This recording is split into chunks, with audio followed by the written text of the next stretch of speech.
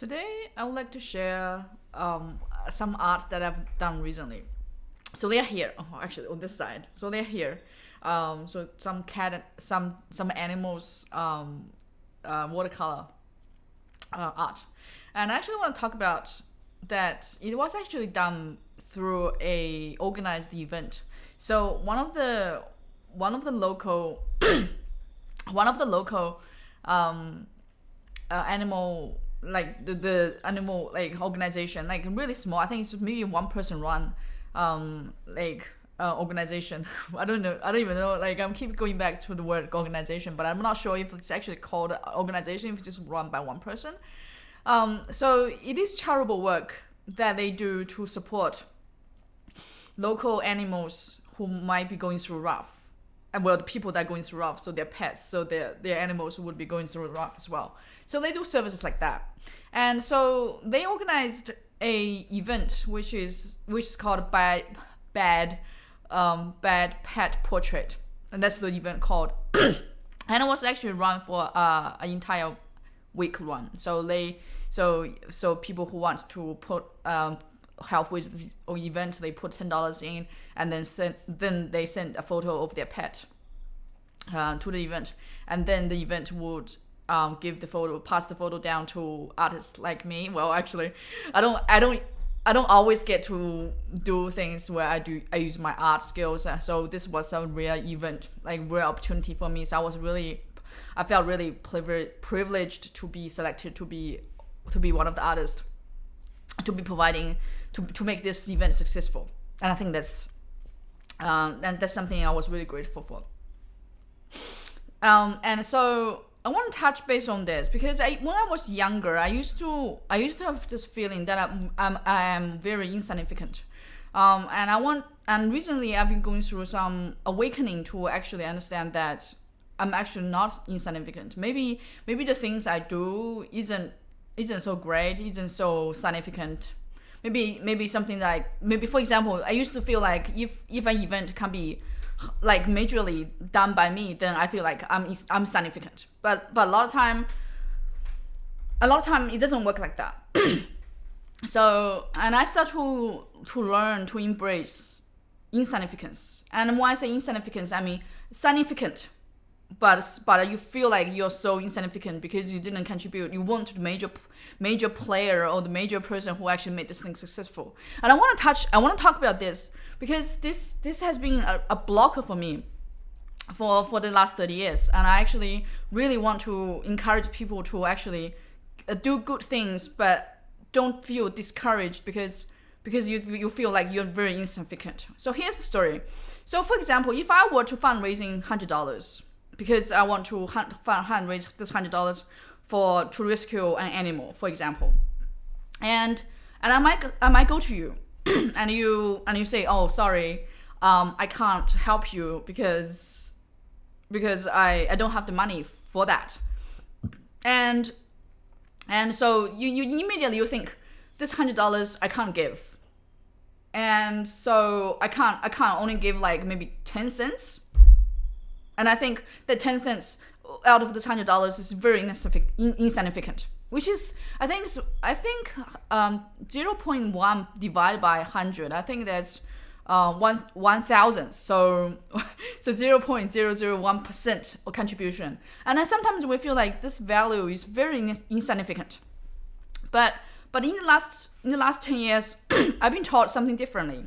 So whenever we think of making contributions, we want to give significant amounts. For example, if the overall fundraising is $100, we want to give at least $50. That's like a majority of the money that's donated by one person. And then because everybody wants to do that, so the person who can't give even $1 can only give 10 cents, feel discouraged to even put that 10 cents. And so the overall thing could be actually be 10 cents short. But of course, if you're the finisher, if there was only like 10 cents short, it'll be like, oh yeah, I've got 10 cents. Don't worry, I'll make it successful. But then I want to ask everybody, why is it when we think about putting in what we consider as an insignificant amount, we actually feel like, oh, we don't have enough. We don't have money, and we just straight up saying we don't have, but we do. We can give 10 cents, and you might look really insignificant, and maybe the person next to you may think, oh, that's nothing. But here I want to actually really encourage people to do that, because imagine you are a group of 10, and you give the 10 cent, and then the person who stand next to you could be thinking, oh yeah, the person next to me gave 10 cents. I can give 10 cents too. And then you have 20 cents because there's 2 people get contributed. And then the next person feels like, okay, I feel comfortable giving 20 cents, or I'm feeling comfortable giving 5 cents. Then you give that 5 cents. And overall, accumulatively, you probably would have collected $1. And this $1 would have exactly same value as if someone gave $99. I'll tell you why. Because it actually only feels good when everybody's contributing. Because, for example, if I want to fundraising $100, and so I could put that in, but it's just me. It's just me putting it in. I don't feel so great. I don't feel like there are other people who think alike, who believes, because I want to fundraise this $100 because I believe in a cause. And then I'm not so sure if this is really a good cause. But when there are other people who are actually contributing to it, then I have more faith that this is a good cause. So it encourages me to do more of things like that. And the reason why I signed up to be an artist for this, not because I'm so great at art, and in fact I think it's quite opposite. I'm quite junior in my art years, and certainly there are better artists out there that are much more talented than I am.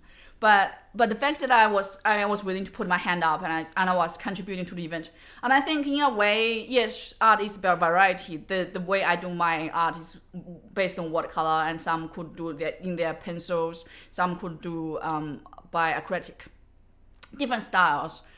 But the fact that I was contributing to it, I must admit, if I were the organizer and I was getting a lot of interest from different people to participate, to actually help out, I would feel like, oh, this thing I'm doing, it must be a good cause because I'm getting supporters. So don't discredit your intent. So whenever you try to help someone because you believe what they do is great, you're helping them. You're helping them to make it more successful. Here's another example.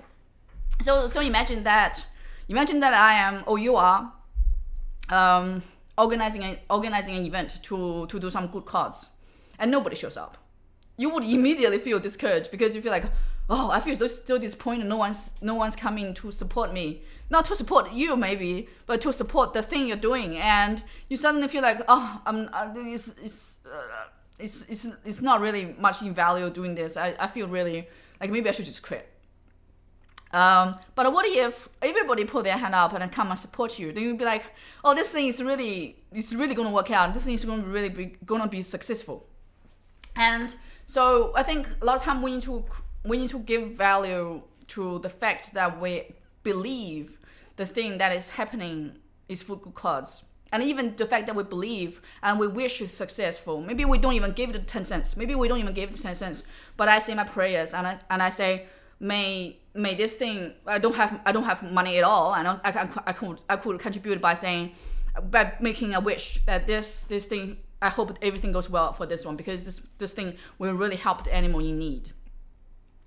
Or even you could just share the words, just tell other person, maybe they have the ability to help, maybe they don't have ability to help, but tell them that something's happening. Maybe they'll think there's hope in humanity. You never know what's the smallest thing, a positive thing that you share, positive thing you give into, like even if you don't give any material to it, but you give some of your wish and some of your energy and some of your intent. It would be really helpful. Imagine that after the event, this person found out there was actually 100 people or 10 or one person that was praying for them to be successful. Think of how much positivity that would bring to that person, even and especially when that person's going through a struggle. And I want to finish finish this talk on this note. Next time, when you want to contribute to a good cause, but you believe the reason that stopped you is because you feel like you're too insignificant. No, you're not. You are very significant because our intent is all that matters. Not so much of what you actually give. When you believe in that something that you want to help out with, even just take a deep breath and smile, and hopefully they will be successful. It's all it takes from you to help someone out.